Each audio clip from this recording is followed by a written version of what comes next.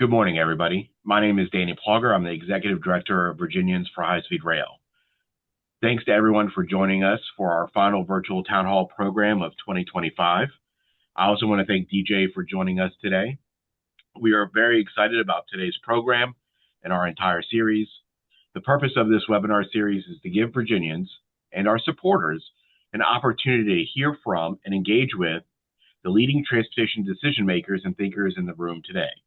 This town hall series is made possible at no cost to participants through the generous support of our sponsors, WSP, Commuter, and the FACE companies. Thank you for your support. One bit of housekeeping, please send your questions via the chat box at any point, and I'll address them to DJ at the appropriate time. And know that this program will also be posted on YouTube over the next couple days. Virginia is a shining example of how investing in passenger rail can pay dividends. Since 2009, before the Transforming Rail in Virginia program was announced and the work to create the Virginia Passenger Rail Authority started, the Commonwealth has increased passenger rail service by 28% by either adding new service or extending current trains. These investments have resulted in over a 60% increase in ridership, equal to an estimated million more trips this past federal fiscal year than in 2019 before the pandemic. But there's a ceiling to what can be accomplished with our current infrastructure and capacity constraints, which brings us to today's topic.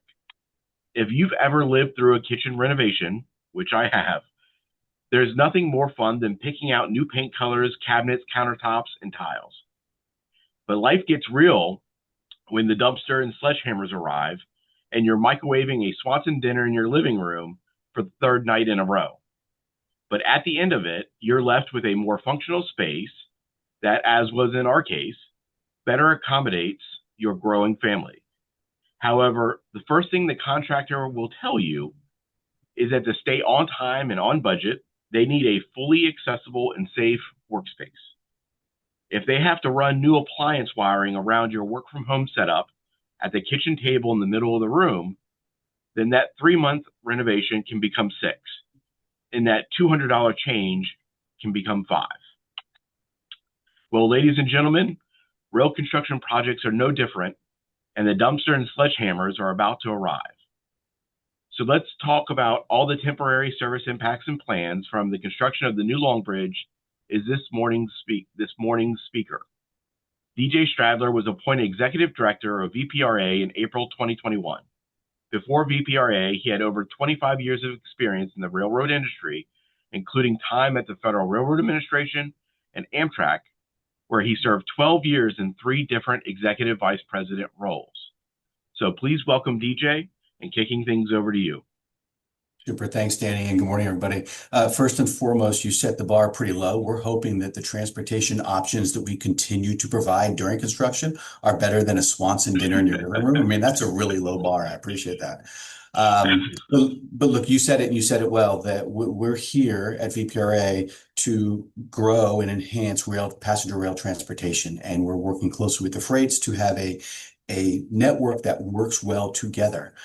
As you point out, what we have seen in Virginia since 2009, since the first state-supported train was enacted here going to Lynchburg, that if we put trains in place, people will ride them. So exciting times. We've got a lot going on. I've got a quick presentation that I want to share with folks.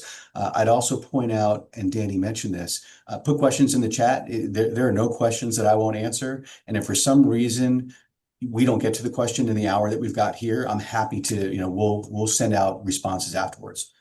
So I'm happy to do that. So can you see my screen, Danny? Absolutely. Yes, sir. Perfect. God, I love when technology works.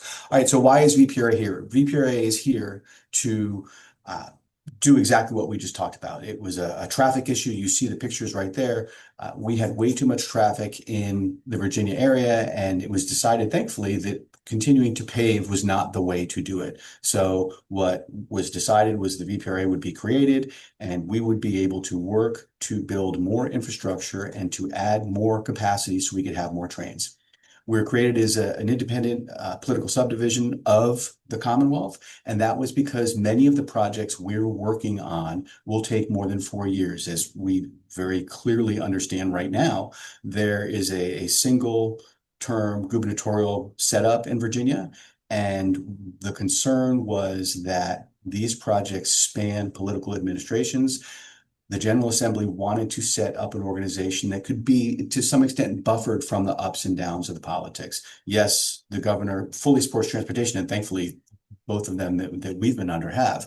But there is an outcome where a governor comes in and transportation isn't as important, and then a lot of money would be invested in these projects and then would just go away. So this was intended to be a way to put stability into what we are doing.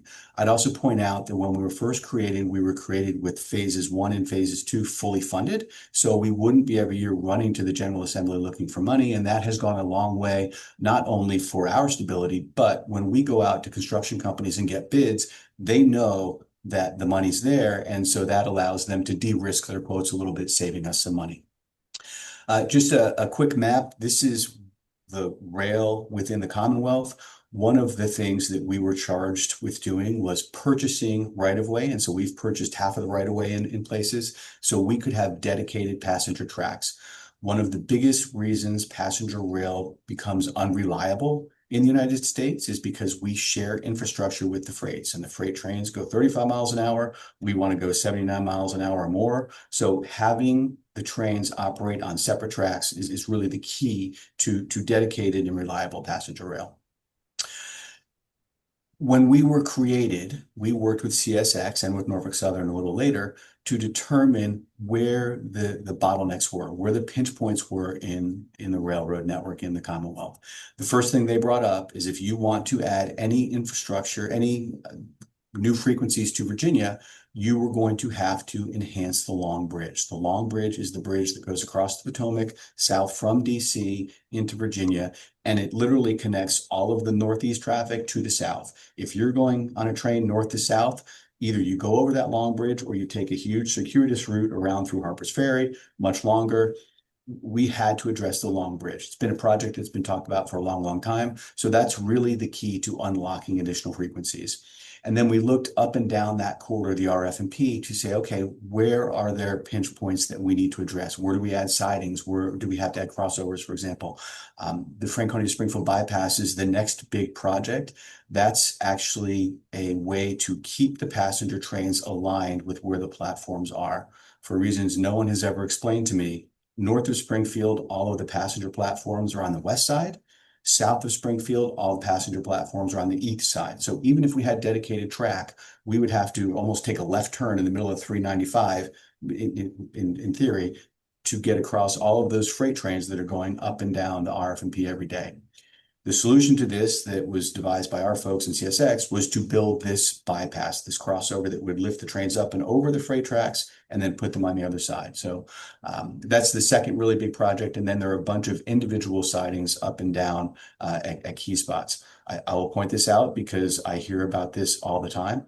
Our plans do not now and never will contemplate a third track going through Ashland. I just want to be very clear because every time I don't say that, I get a bunch of emails saying, what about Ashland?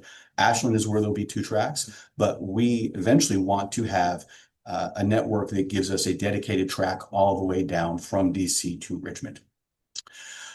Quick update. So we started in 2021. There were 3 of us that were able to build this organization, and we've built it up to just over 60 folks. A lot of the design work has been taking place over the last few years, and there's been, okay, when is this starting? When is this starting? Well, it's starting. I mean, it has been in design, and we've had major projects that have gone from 0% design up to 100. I'm excited to report that we have shovels in the ground all up and down the corridor. So just a couple brief construction updates here on the Long Bridge. One of the first things we need to do in the north package is we need to strengthen the crash walls that are underneath the portals, the Maryland Avenue portals. That's just south of the Font Plaza. That work is underway. We took out the old track and we're doing the crash wall work now. Additionally, we're drilling shafts and micropiles to make sure that we've got the loads correct as we put this new structure in. Here's a look at what we're doing. We've actually got traffic shut down around that portals area by the Salamander Hotel. I'll touch on this later, but just a spoiler alert, Our website, our communications team, Jerica, has done a fantastic job of putting information out there to inform people of the projects. We have pop-up meetings, community advisory groups. The website has videos of how the construction is going to work. It has traffic videos. We've got a disruption map that you can click on and say, okay, here's when we're going to have a lane blocked. Here's when we're going to have barges in the river. So if you're going to be anywhere near the projects, I encourage you to go to our website because it's just a wealth of information. And again, shout out to Jerica. She and the team are doing a great job of getting the information out there. We have said from day one, no surprises. We've got a lot of work to do. It's a huge undertaking. The only way we are going to do this well is if we have the partnership from the communities and from the local counties and the different boards and authorities. And we don't want anybody to be surprised by anything that we're doing. Here's a little more work that's taking place on the crash walls underneath, and you see it's progressing quickly. If you take the train in every day, you can see the work on the side of the track, so it's exciting to see things moving. And then, of course, just a little further south, we're doing clearing for materials to come in, and they'll be coming in pretty soon. So a lot of work ongoing. We've talked about this before, but the Long Bridge is about a 2-mile project going from the Aquatic Center in Arlington all the way up to the Font Plaza. When we first started looking at the constructability, we decided that we were going to split that project into 2 packages. So the first package going north goes from the Aquatic Center up to the shore, the northern shore of the Potomac River, all in DC. And then the north package starts there and goes all the way to the Font.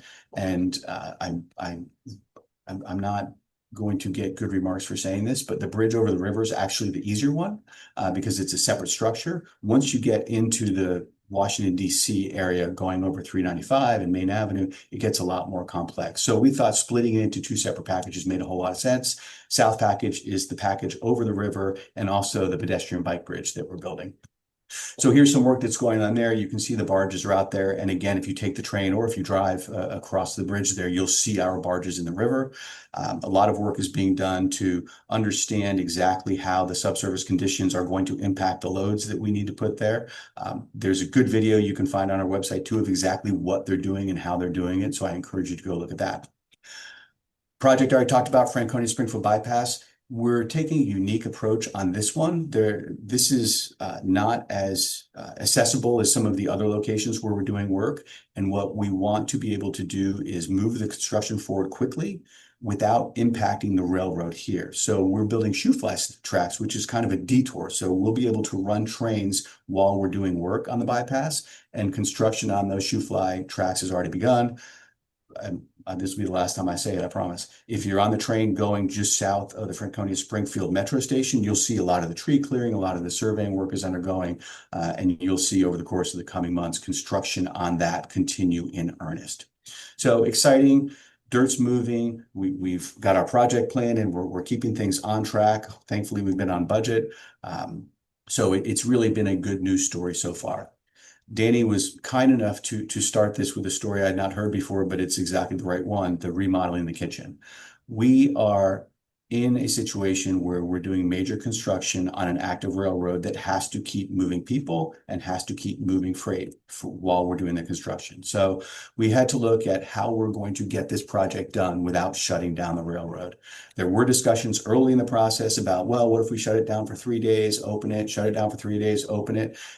That's not sustainable with all of the folks that take the train into DC. And then also the CSX has a lot of freight that they move and they weren't willing to go all the way around.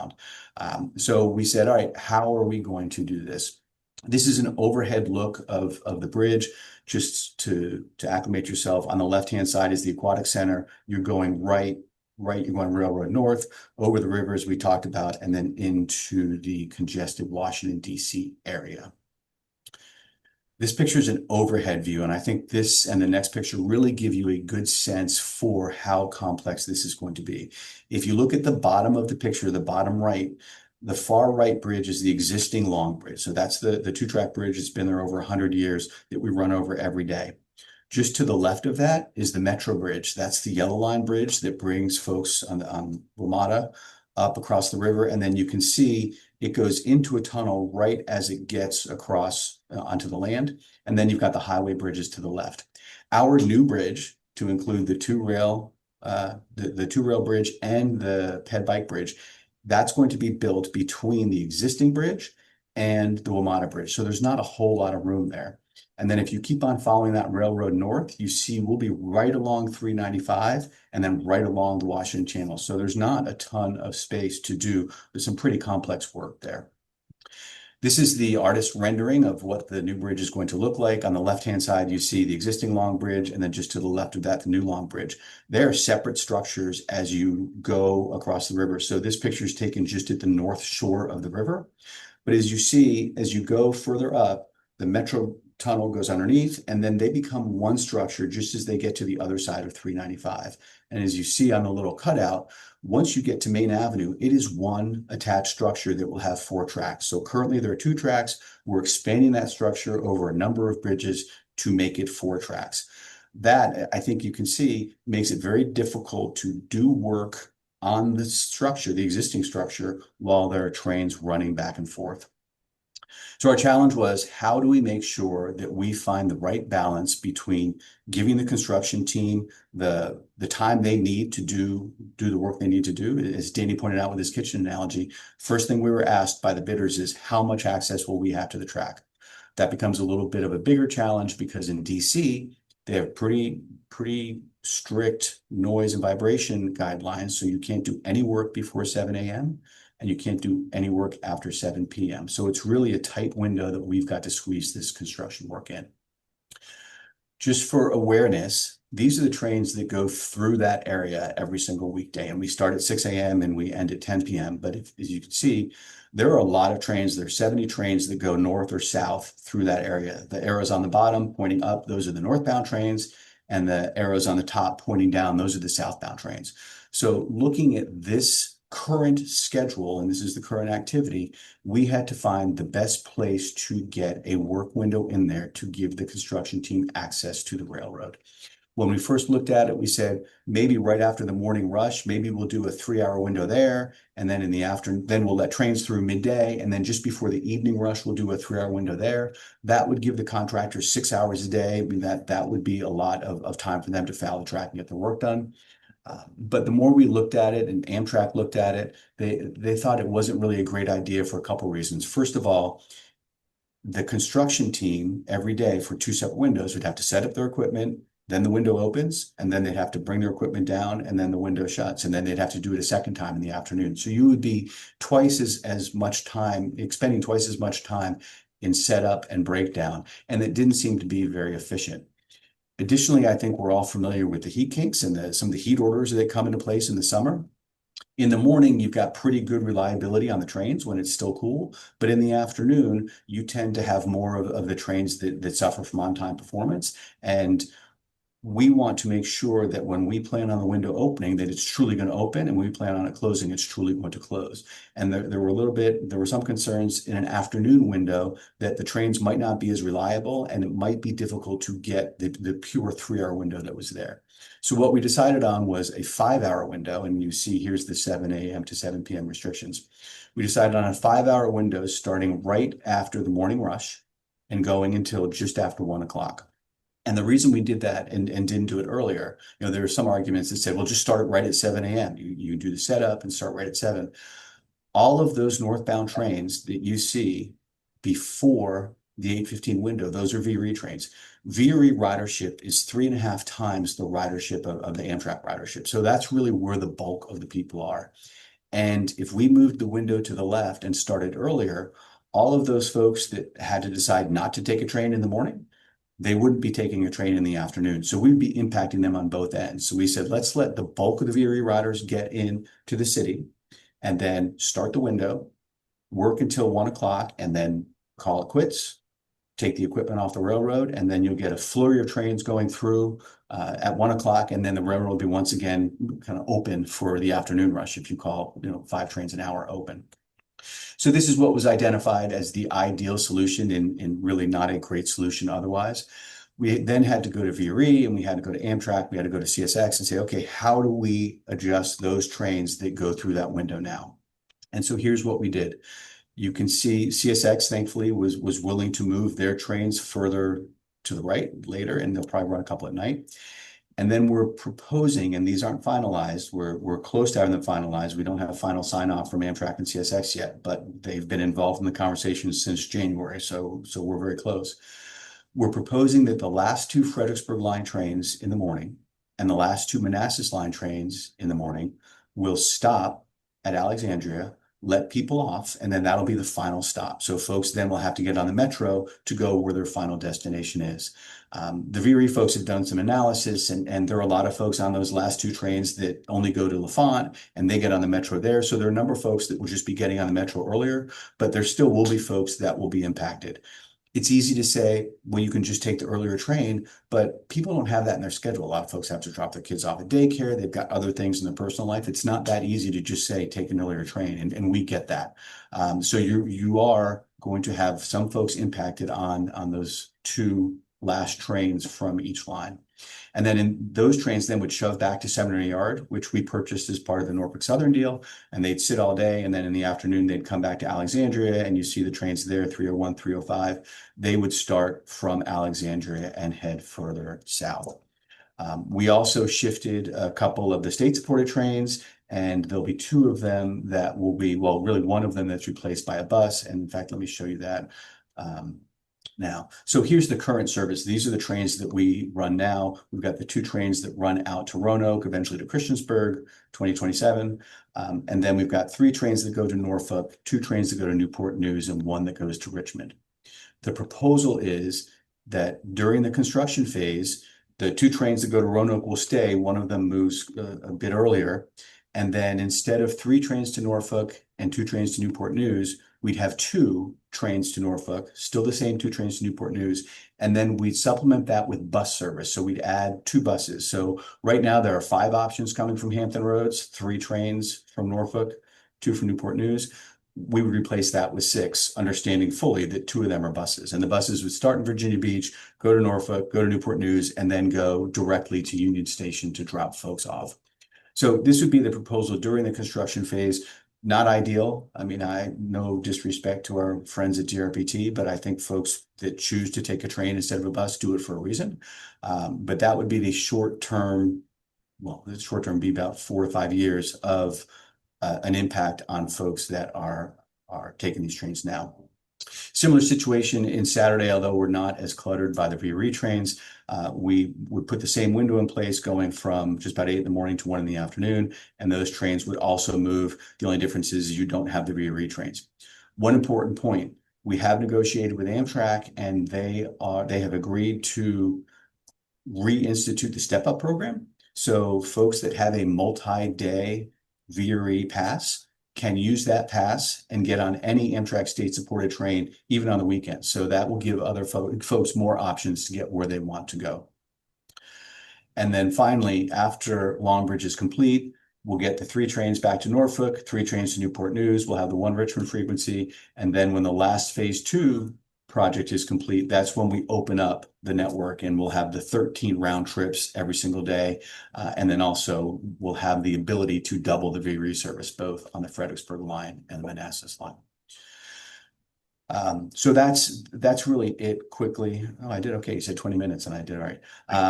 Again, let me direct you to our webpage, Virginia Passenger Rail Authority.org. We have a bunch of videos that show how the construction is going to work, shows in a little more detail how these schedule changes are going to work. Again, they're not finalized. Fact sheets on the project, just a lot of information, and we'll continue to be doing meetings in the public. We'll continue to doing events like this, and last night it was NVTA. We just want to make sure that when this starts in January, folks have had enough time to be prepared for what's going to happen in these service changes. I understand.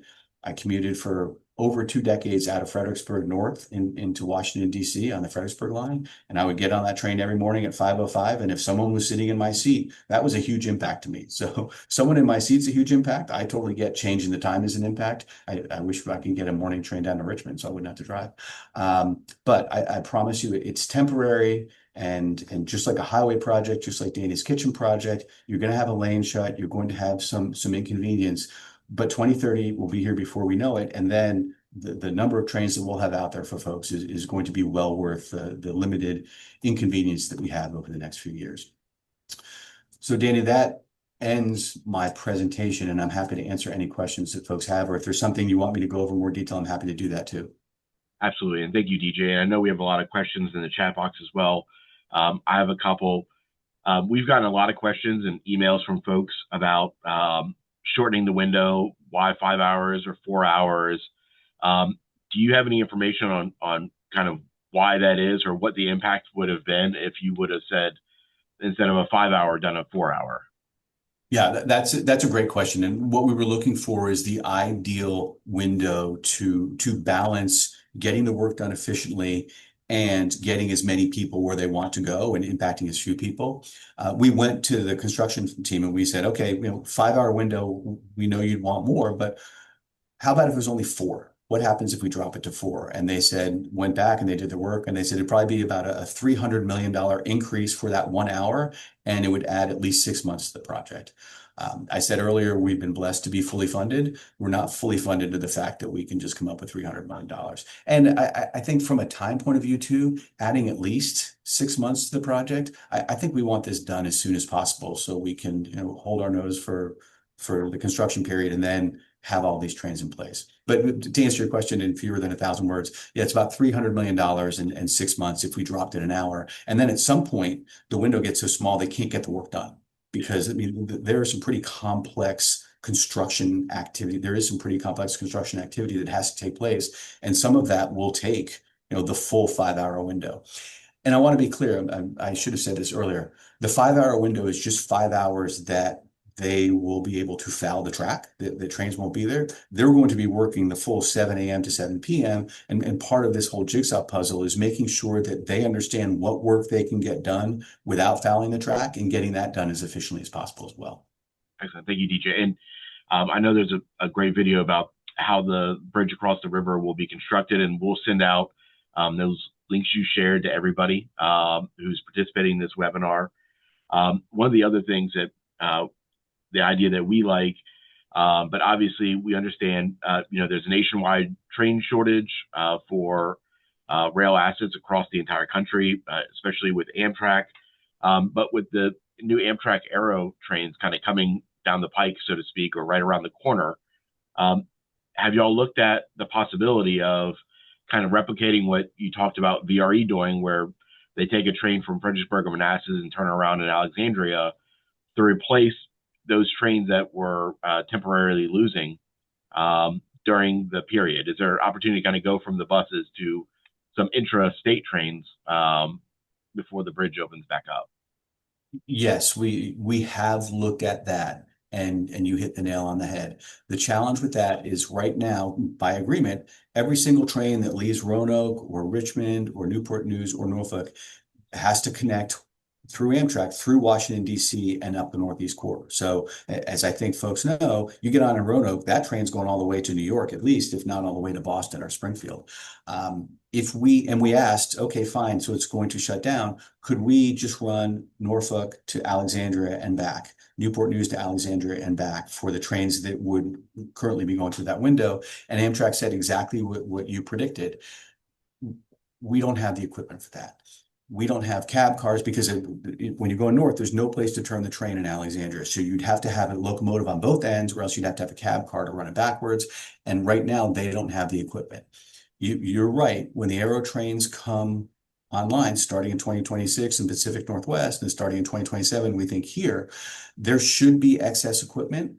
I'm a big under promise and over deliver. So I promise you that we are looking at that routinely and trying to take advantage of any equipment that Amtrak has. Those are Amtrak's decisions to make. And I know that there are a lot of locomotives that they have on the system now that when they're replaced by an Aero train or by the power that comes with an Aero train, they probably won't choose to use those locomotives anymore because they've really been a challenge. But there should be surplus equipment, and we're working with Amtrak to see what other opportunities we have to move folks. Look, the buses are a good solution. The buses will get you from Hampton Roads, and we're timing them so when they get to Fredericksburg, they will be aligned with the hot lanes that are open. So going north will be in the morning, going south will be in the afternoon. So they will not be subjected to, there'll be a better chance that they're not subjected to the Fredericksburg traffic. but there's still buses, and folks would rather be on trains, and that's what we would rather have folks on, just because they're more cost effective, the better for the environment, everything that we've been preaching for the last 5 years. So I'm way too wordy today. Yes, we are looking at that. Amtrak can't commit to that now, but we are not going to take that off the table ever. I appreciate that, and I know a lot of other folks do as well. But yeah, never bet on traffic on I-95. I've learned that the hard way. Oh my gosh, any time of the day. Never make any promises. I-95 will do what it wants to do. We have a question from Hugh. Will the third buses only serve the endpoint stations of Virginia Beach, Norfolk, Newport News? And will there be any intermediary stations of Williamsburg, Staples Mill, Fredericksburg, etc.? No, the current plan to keep it efficient is that they will just do the endpoints. Yeah, they won't be, because folks have seen Williamsburg, Ashland, Fredericksburg. If you pull off and pick up folks at those stations, you're going to add, in some places, an hour to the trip, and then that makes it even less desirable. So the plan is those three Hampton Road stops: Virginia Beach, Norfolk, Newport News, and then straight up. And look, there are other options, and I'm not selling these, but in Fredericksburg, you can get a Greyhound bus. There are other public transportation options on the northern end that we hope folks would take advantage of. But no, they'll go Hampton Roads directly to Union Station. And kind of I'll summarize his other question, which is, do we know when the Amtrak schedules will be released? Sorry, that'll be the, yeah. Sorry, I didn't want to go, I'll interrupt the debate. We are close to finalizing them. We are looking to get Amtrak's final sign off. And then once it's their final sign off is received, we'll publicize them, and then they should be in the reservation system over the next couple of days after that. The construction window period starts the first couple weeks of January, and we wanted to give folks as much time as possible to plan for that. So I'm hopeful that if we were talking this time next week, that they would be out there and everybody would be fine with them. Another question. On the Hampton Roads routes, will the two supplemental bus stops at Newport News Station allow passengers to hop off and hop on the station there, or will they go nonstop from Virginia Beach to DC and vice versa? You can go from Virginia Beach to Norfolk. And that's actually, I'm going to answer a question you didn't ask. Yes, you can get off at the stations. Additionally, the first train out of Hampton Roads is going to come out of Newport News. However, there'll be a bus from Virginia Beach and Norfolk that will take you to Newport News and get you there in time for that first train. So yeah, it's not I get on a Virginia Beach and I'm locked on the bus until I get to DC. You can get off at either of those two intermediate stops. Did that answer the question? I think that's what the question was. Yeah, I think so. And so will all four of the Hampton Roads trains be connected together with kind of buses between them and the Virginia Beach? The earliest one will. The later ones, I don't know that that's been decided yet. Okay. And Ashwini's going to text me in a minute and tell me I'm wrong. But yeah, I know the early one will. I'm not sure about the other ones yet. Okay. Is there anything being done to improve the passenger access to the King Street Metro station? So that's a great question. And unfortunately, that question becomes no as well, because while all of this is taking place, so I guess the question is yes, but not soon. While all of this is taking place, VPRA is doing their Alexandria station project. They're doing the bridges at King Street and Commonwealth. So there's going to be construction there as well. One of the things that people have also asked for is, fine, the trains get off in Alexandria and they stop in Alexandria. Is there a bus shuttle that we can put in place from Alexandria to Union Station for folks that might not be comfortable taking the metro? There is going to be so much disruption in that Alexandria Road area, just the traffic there, because of the bridge work that's being done, that it's not great to pull more buses in there. So we've made the decision to not do buses. Folks are going to be able to hop on the metro. To answer the question about the passenger walk from King Street from the Alexandria station to the King Street Metro, you're going to be walking through construction. There'll always be a pathway for passengers, so it won't get any worse than it is now.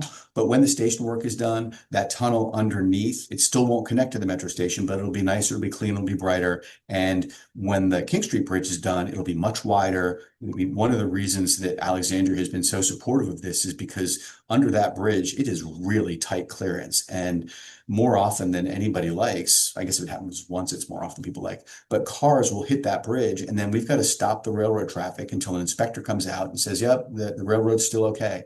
So a car will hit the side of the bridge. We have to stop the railroad traffic. Inspector could be 5 miles away, which during rush hour could be an hour, and come inspect the bridge. So the new King Street Bridge is going to be much wider. It's going to be higher. It's going to be a much more pleasant experience, not only for the cars, but also for the bikes and for the folks that are walking from the train station to the metro. So I guess to answer your question again, I'm way too wordy. Will it be a nicer passenger experience? Yes, eventually. Um, and another question: has there been any consideration towards increasing service frequency in Western Virginia following the completion of Long Bridge? I know you've talked about all the expansion of the trains on the eastern side. Yes, yes. We currently have our agreement with Norfolk Southern that the 2 trains that go to Roanoke now will extend to Christiansburg. So we're extending to Christiansburg, and we've got the Cambria station. In fact, I should have had pictures of that. There's, back to our website, there's drone video going over that Cambria construction site. It's amazing how quickly that's going. But that will extend to Cambria Station in Christiansburg starting in 2027. And then we've got a layover facility in Radford, which is about 9 miles further, that will just be for maintenance and train turnaround. The crews will sign up there. Our agreement with Norfolk Southern says that until Long Bridge is done, we cannot add any more trains out there. But our thought is that when Long Bridge is done, that's when we go back to Norfolk Southern or shortly before and say, okay, Long Bridge will be done in a year. Let's talk about how we get more people, because what we saw in Norfolk is when you added a 3rd train to the 2, it's a huge impact on ridership because it gives folks yet another option. Quite frequently, people say, well, I would take the train, but there's not a great option for me to get home. We had a 3rd trip to Roanoke/Christiansburg. It will have a huge impact on ridership. And I think anybody that's been on I-81 will tell you they'd rather be on a train than on I-81. Absolutely. We VHSR did some of that research following the first train out to Lynchburg and what happened in Charlottesville when adding that 3rd train, the regional train. And I think that's partly what helped make that such success and kind of kick off where we are today. Yeah. So go ahead. I'm sorry. No. A 3rd train is where we see the tipping point, is what we've seen in Virginia, and it really makes a huge difference. Yeah, so just a funny story that Joe Barr from Amtrak reminded me of, and I guess I've blocked it out. I mean, we tell all the time that Virginians have shown from 2009 in Lynchburg that they will ride the train if it's available. And the story goes that when PREA was passed in 2008, Shannon Valentine felt strongly we should get a train to Lynchburg. We should get a train to Lynchburg. And we thought there'd be about 30,000 riders. And we said, okay, well, who is going to pay the difference? If the money from the ticket revenue doesn't cover the expenses, is Virginia going to pay that, or is Amtrak going to pay that? And the decision was made that Virginia was going to pay that. Well, the first year we expected 30,000 riders, and we ended up with 100,000 riders. And then the conversation was, well, wait, does Virginia keep the extra money, or does Amtrak keep the extra money? And Amtrak was like, no, we keep the extra money. Joe Barr reminded me that the CFO at Amtrak at that time was a real jerk. And he was really drawing the line and saying, no, we get the money. And then, of course, I was the CFO at Amtrak that time. So it basically showed that I mean, 100,000 riders when we expected 30 just is a huge testament to Virginians wanting to take the train. Absolutely.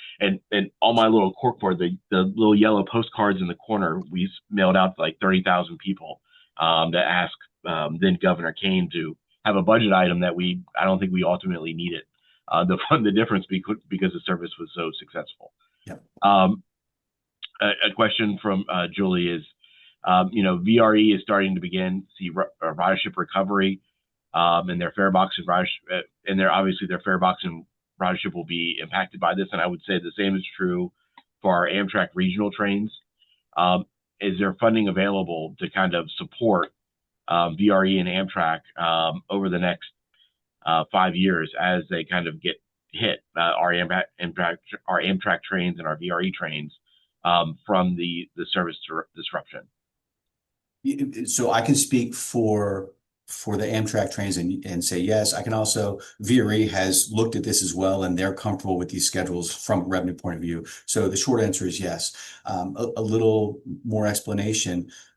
The biggest mistake we can make, there are a lot of big mistakes. One of the big mistakes we can make is to focus more on the construction and not on the ridership.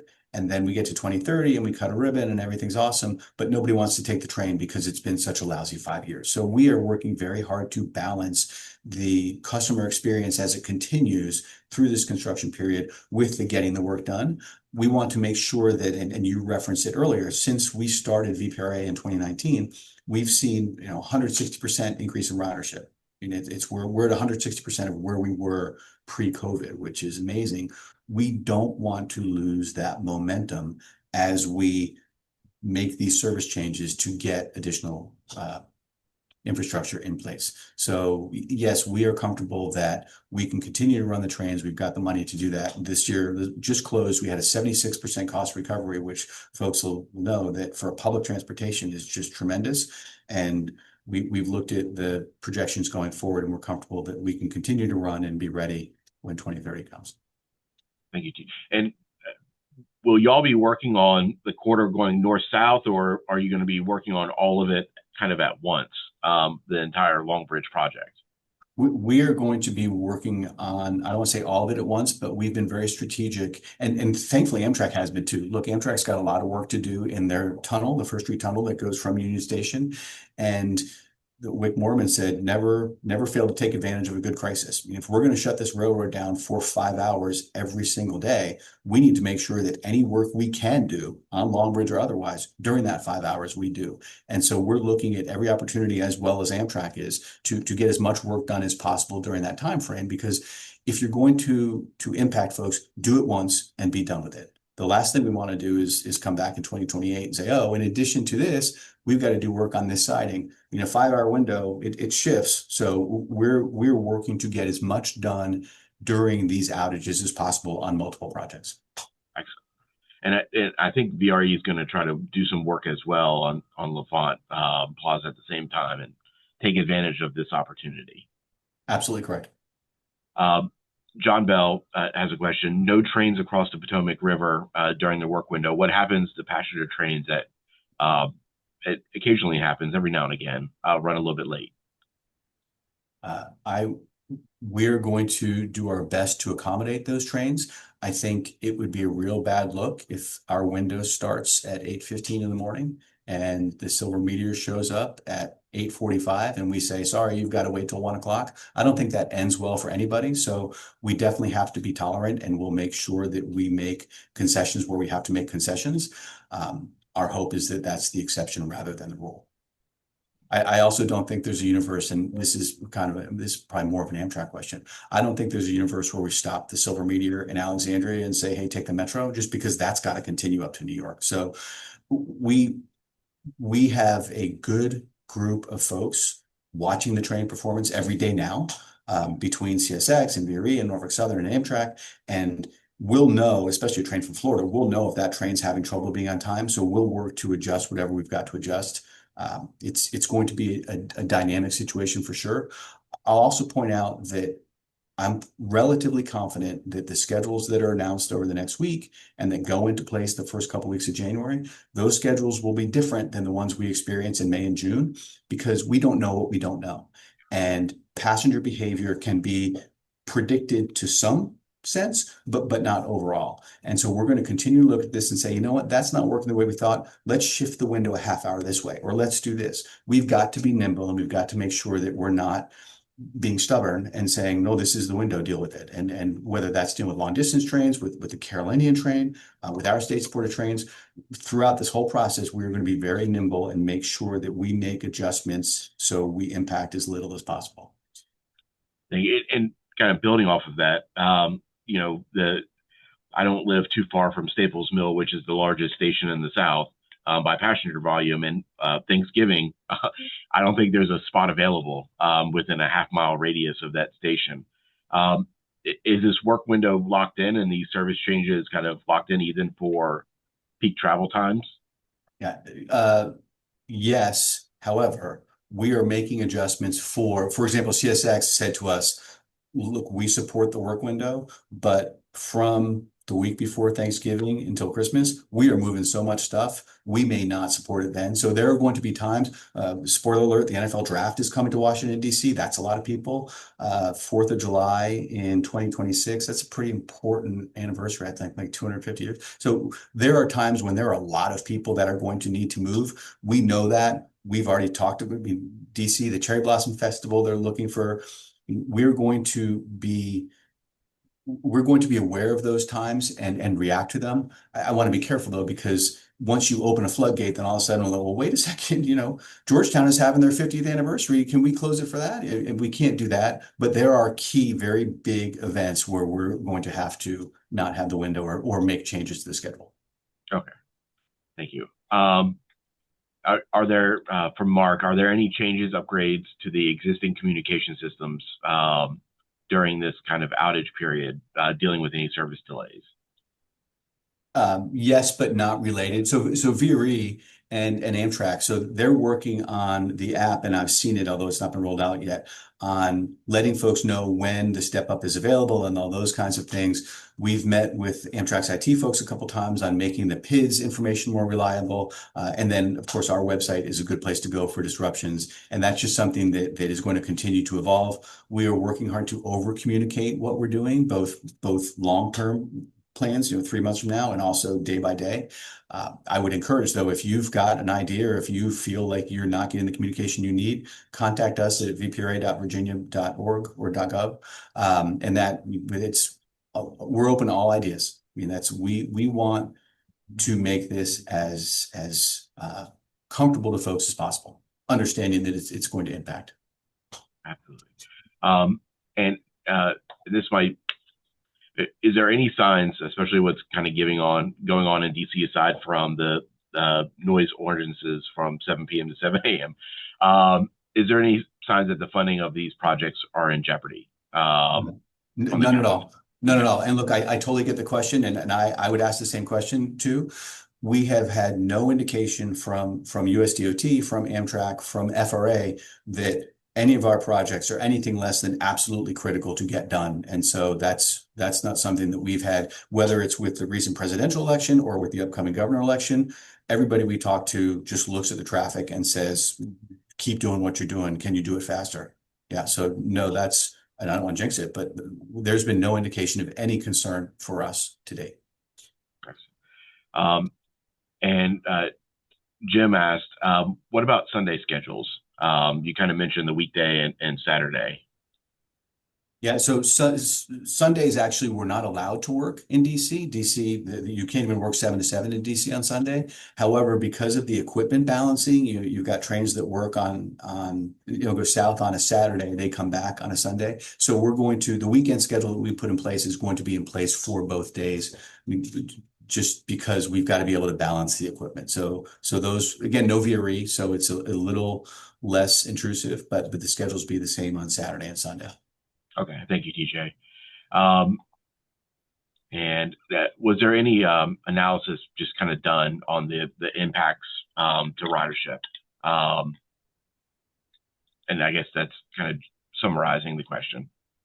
Yes, so we looked at it, and I'll repeat what I said earlier just because I think it's an important point. We've got numbers that say, okay, well, if you take away this train and make it a bus, here's how many people ride the train now. Here's how many people ride the train currently from, let's say, Norfolk to Richmond. Those folks will probably choose to drive. Well, they have to choose to drive because the bus won't stop in Richmond. We have numbers on how many folks will be impacted. And I think more importantly, because the VRE, just as importantly, because the VRE ridership is, as I said, 3.5 times, VRE knows those trains that are going to be impacted and they're going to stop in Alexandria. They know how many people ride now and where they get off, how many people go north of Alexandria, how many people get off at the Metro, how many people end in Union Station. So we've got all of those numbers. VRE has a lot of them as well. And they were considered as we determined when that window would be. So. Okay. Excellent. Thank you, DJ. And thank you again for joining us. I think that was most of the questions got answered one way or another. Appreciate your time. And to the audience, please be on the lookout. We will send more information as well and share the links that DJ did a little bit earlier for updates and announcements. And also, please join our email list and join their email list and stay informed about everything going on. And if you have any suggestions or ideas, please share them with all of us. We want to advocate on your behalf. And I know DJ wants to make this as painless as possible during this construction period. And so the good news is great things are happening in Virginia. This is while challenging, this is a huge opportunity for the Commonwealth. And so we're very excited about what will come out at the end. But it's just going to be a little bit of pain. No gain without any pain. And so thank you all, and please have a great weekend. And thank you again, DJ, and your entire team for all of your work and everything. No, thank you, Danny, and thanks everybody for your support. And as Danny said, any questions, any comments, we're happy to talk. So thank you. Be safe. Thank you.